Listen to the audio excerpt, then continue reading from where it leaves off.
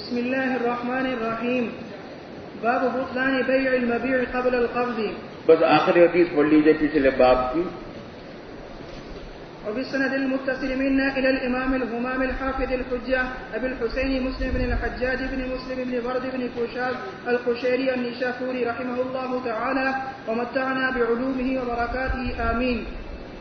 قال حدثنا محمد بن رافع قال حدثنا عبد الرزاق قال حدثنا معمر عن همام بن منبه قال هذا ما حدثنا أبو هريرة رضي الله عنه عنهم عن رسول الله صلى الله عليه وسلم فذكر أحاديث منها وقال رسول الله صلى الله عليه وسلم إذا ما أحدكم إذا اشترى لقحة مصراتا أو شاة مصراتا فهو بخير النظرين بعد أن يحلبها إما هي وإلا فليردها وصاع من تمر. السلام علیکم ورحمۃ اللہ.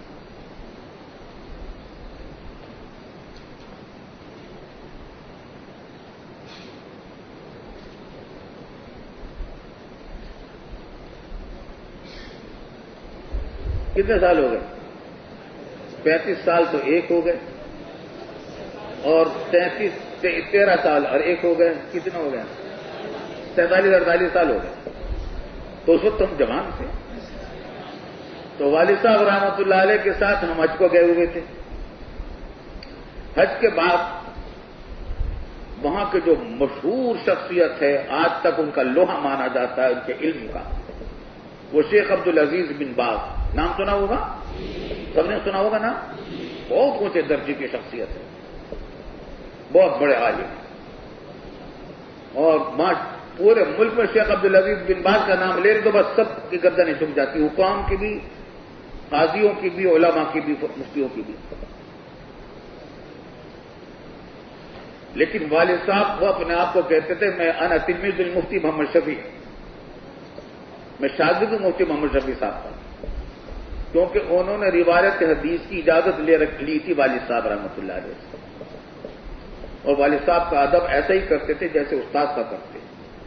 جب ان کو پتا چلتا کہ مفتی صاحب آئے ہوئے ہیں مدینہ طیبہ میں، وہیں آ جاتے تھے. خلبل مچ جاتی تھی پوری جگہوں پر. والد صاحب تو بہت مسکین طبیعت کے آدمی تھے.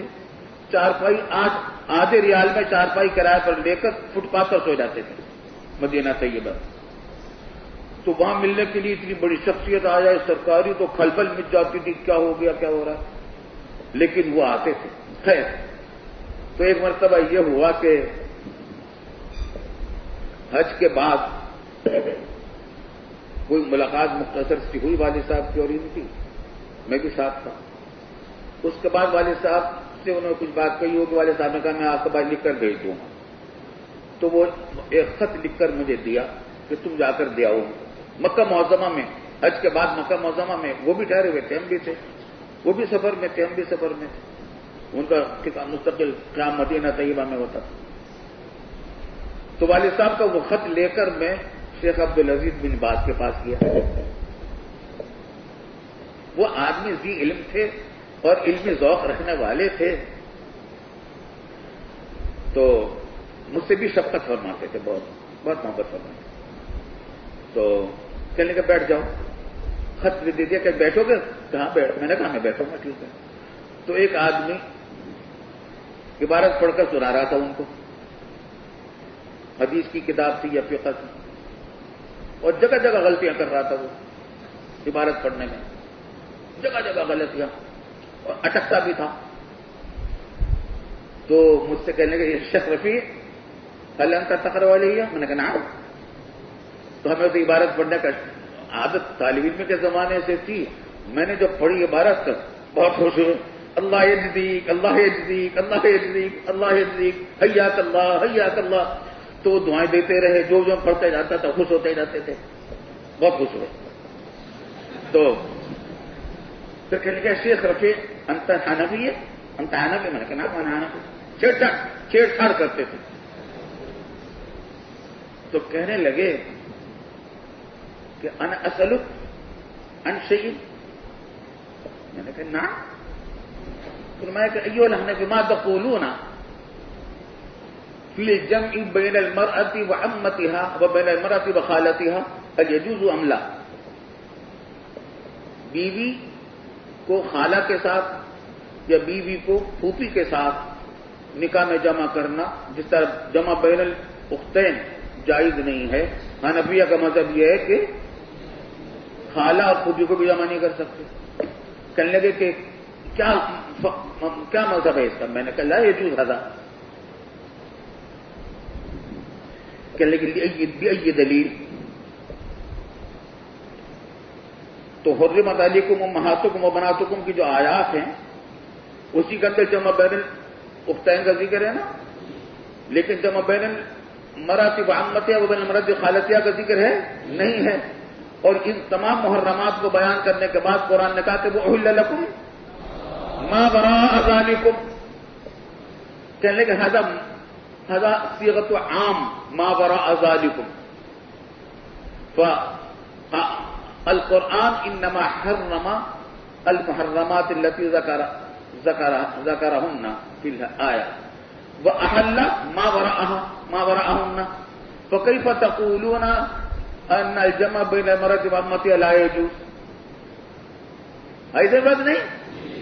ارے سوال سمجھ آیا نہیں آیا؟ مگر ہمیں اب ہم امام ابو حنیفہ رحمۃ اللہ علیہ پر اعتماد پورا تھا، اور ہم نے جب بھی ہدایت پڑھائی اصول فقہ کے ساتھ ہم اپنا دیکھتے جاتے تھے صاحب ہدایہ کی بات کو اصول فقہ کے موافق بات چل رہی ہے نہیں چل رہی، کہیں مخالفت ہوتی تو ہم تحقیق کرتے تھے۔ تو ہمیں یقین تھا کہ امام ابو حنیفہ رحمۃ اللہ علیہ نے یہاں پر بھی عام الکتاب میں تخصیص جو کی اپنے قاعدے کے مطابق کی ہے۔ میں نے کہا کہ ان التخصیص عام الکتاب یجوز بالخبر المشہور و بالخبر المتواتر، اب آگے مجھے یاد تو نہیں تھا مگر پکے یقین سے میں نے کہہ دیا کہ حرم الجمع بین المرأۃ وعمتها وبین المرأۃ وخالتها الحدیث المشہور۔ تمہاری بات حدیث مشہور سے کہنے لگے کہ یہ کیسے حدیث مشہور تو نہیں ہے؟ میں نے کہا کہ میں آپ کو بتاؤں گا خبر مشہور حدیث مشہور ہے۔ اور کہنے لگے کب؟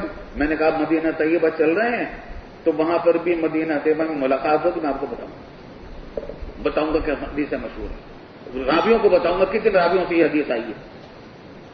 یقین تھا مجھے، میں نے والد صاحب کو واقعہ سنایا، والد صاحب بھی خوش ہوئے، اور وہاں مدینہ طیبہ پہنچنے کے بعد انہوں نے والد صاحب رحمۃ اللہ علیہ کی دعوت کی، اور ہم بھی سب مدعو تھے والد صاحب کے ساتھ۔ تو میں نے کیا کام کیا، مدینہ طیبہ پہنچ کر وہاں کی جو لائبریری تھی مسجد نبوی کی اس میں گیا اور فتح القدیر نکالی۔ علامہ ابن الامام نے یہ حدیث بیان کی اور کہا کہ 11 صحابہ کرام سے حدیث مروی ہے، اور یہ اعتراض جواب وہاں تھا کہ عام الکتاب کو یہاں مخصوص جو کیا گیا ہے خبر واحد سے نہیں کیا گیا بلکہ خبر مشہور سے کیا گیا۔ 11 صحابہ کرام نے اس حدیث کو روایت کیا اور 11 صحابہ کرام سے اتنے حضرات نے آگے روایت کیا، وہ سب میں نے عبارتیں نقل کر دی۔ اور دعوت میں جب جانے لگے میں نے والد صاحب سے کہا کہ میں نے تیاری پوری کر لی ہے، تو میں کہ ٹھیک ہے اگر وہ پوچھیں تو بولنا، اگر نہ پوچھیں تو مت کہنا، بے ادبی نہ، اپنی طرف سے مت کہنا۔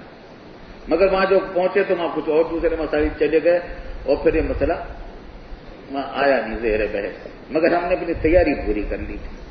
لیکن ہم آپ کو یہ بتانا چاہتے ہیں کہ ہم نے یہ جو بات کہہ دی تھی نا، یہ ایسی الٹ تک نہیں کہہ دی تھی، اس یقین کی وجہ سے کہی تھی کہ ہم نے آزمایا تھا برسوں تدریس کے زمانے میں فقہ کی کتابیں پڑھاتے ہوئے، برسوں آزمایا تھا کہ امام ابو حنیفہ رحمۃ اللہ علیہ نے کہیں بھی اپنی اس اصول کی خلاف ورزی نہیں کی۔ ہر جگہ جہاں کہیں عام الکتاب میں تخصیص کی ہے وہ خبر مشہور سے کی، خبر واحد سے نہیں کی۔